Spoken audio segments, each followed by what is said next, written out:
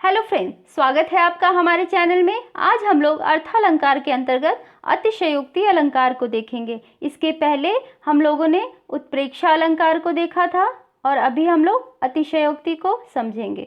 तो आइए हम लोग देखते हैं अतिशयोक्ति अलंकार को। जिस स्थान पर लोक सीमा का अतिक्रमण करके किसी विषय का वर्णन होता है वहाँ पर अतिशयोक्ति अलंकार होता है।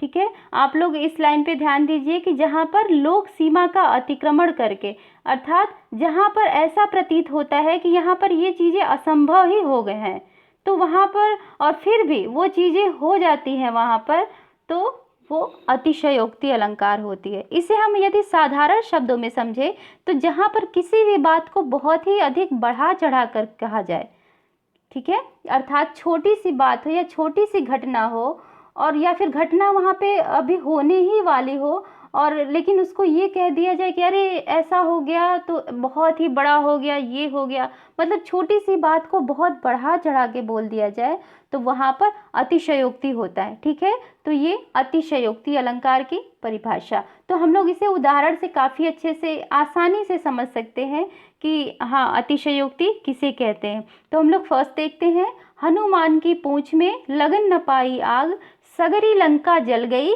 गए निशाचर भाग। इस लाइन में अतिशयोक्ति अलंकार है। हम लोग इसके अर्थ देखते हैं। हनुमान की पूंछ में, अर्थात हनुमान की पूंछ में, जब लंका दहन का वर्णन है यहाँ पे, जब हनुमान की पूंछ में आग लगाई जाती है, अर्थात इस लाइन के अनुसार तो ये है कि हनुमान की पूंछ में अभी आग भी लगने नहीं पाती है, अर्थात आग भी नहीं लगती है हनुमान की पूंछ में, उसके पहले ही सारी लंका जल जाती है और वहाँ के जितने भी राक्षस हैं, निशाचर अर्थात राक्षस हैं, वो सारे वहाँ से भाग खड़े होते हैं।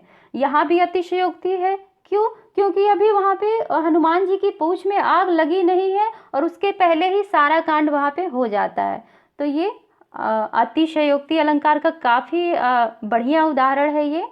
और हम लोग नेक्स्ट देखते हैं, आगे नदियाँ पड़ी अपार, घोड़ा कैसे उतरे पार, राणा ने सोचा इस पार, तब तक चेतक था उस पार। ठीक है, यहाँ पे महाराणा प्रताप के घोड़े का वर्णन है कि जब महाराणा प्रताप जो है क्या कहते हैं, जंगलों में जाते हैं तो उन्हें आगे एक खाई पड़ती है, तो खाई मतलब काफ़ी बड़ी वो खाई रहती है, नदियाँ भी पड़ती हैं और काफ़ी नदियों में बहुत ढेर सारा पानी रहता है और उसको वो क्या कहते हैं, उसको पार करने को सोचते हैं। अभी वो सोचते ही हैं कि हम इस मतलब इस कठिनाई को यानी इस नदी को कैसे पार करें, तब तक उनका घोड़ा जो है उस पार चला जाता है।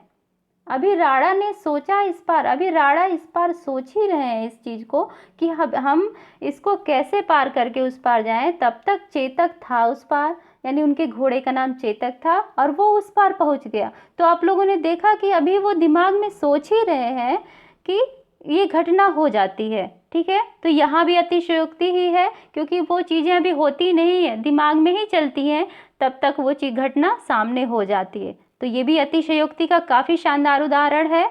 अब हम नेक्स्ट देखते हैं, भूप सहस 10 एक ही 12, लगे उठावन टरत नटारा। ये धनुष का वर्णन है कि जो उनका परशुराम का जो धनुष है वो उसको उठाने के लिए हजारों लोग जो है लगे हैं, लाइन में लगे हुए हैं, हजारों लोग एक साथ उठाते हैं उस धनुष को, लेकिन कोई भी उस धनुष को टस से मस नहीं कर पाए, अर्थात वो हिला नहीं पाया धनुष को।